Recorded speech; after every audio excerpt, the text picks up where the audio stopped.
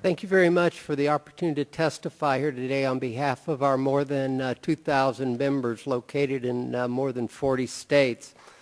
Since 1973, we have been painfully aware of the need to lessen our dependence on foreign oil.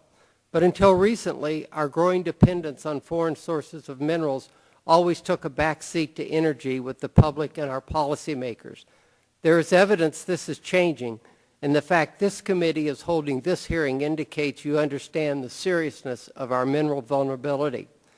But unfortunately, the Obama administration's budget priorities not only fail to address this issue, they actually compound the problem, resulting in serious national defense and economic consequences while impeding private sector job creation.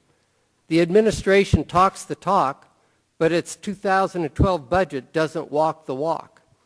And agency testimony today ignores the reality that all energy production, including renewables, requires minerals we have in America.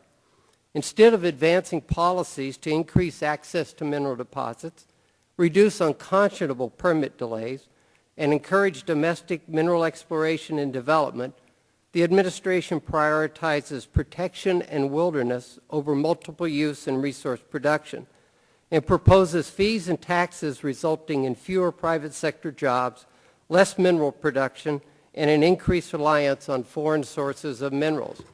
Specifically, the President's budget and regulatory legislative proposals will increase the cost to explore and produce hard rock minerals critical to infrastructure development, manufacturing, national defense, energy production, and every aspect of our lives by imposing a gross royalty and increased fees on top of what is now the highest corporate tax rate in the world.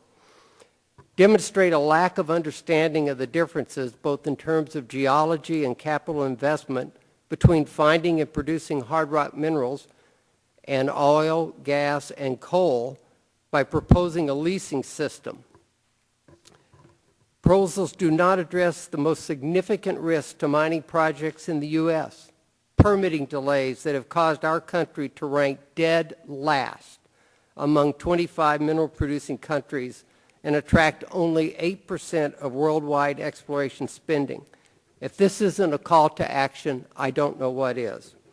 They further exasperate permit delays by requiring 3 procedural federal notices to unnecessarily go through a 4-month Washington office review and approval process per notice. No permits, no jobs. They threaten to lock up access to rare and hard-to-find mineral deposits through regulatory initiatives like Secretarial Order 3310, the Wildlands Order, and propose mineral withdrawals like Northern Arizona. Again, no access, no jobs. They do not address critical workforce retirement and training issues in the BLM and Forest Service locatable mineral programs, where more than 60% of those professionals will be retiring within the next 5 years. And the proposals do not include Good Samaritan legislation to encourage AML cleanup. Mr. Chairman, members of the committee, we are entering an era of resource nationalism where many countries led by China are using control over resources to attract long-term manufacturing jobs. In a nutshell, they're saying, you want the minerals you need for manufacturing? Locate your plant where we control the minerals. And in today's highly competitive global minerals industry, geologic, economic, and political risk factors determine where a company invests and where high-paying jobs are created. Not only mining jobs, but the manufacturing jobs as well as many indirect jobs.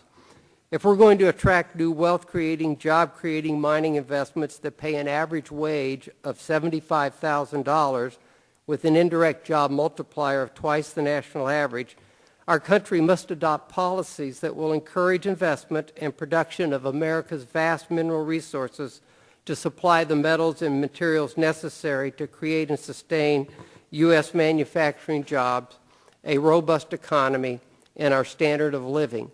Unfortunately, the President's budget and legislative proposals do not move us in that direction.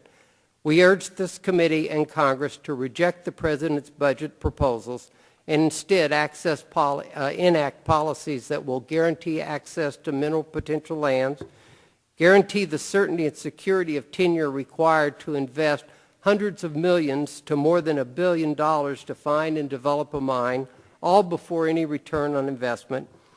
Most importantly, to guarantee timely permits and to address the workforce retirement issues. Mr. Chairman, we look forward to working with the committee to find solutions to these issues, and we'll be happy to answer any questions you might have. Thank you. Okay, and thank you for your testimony.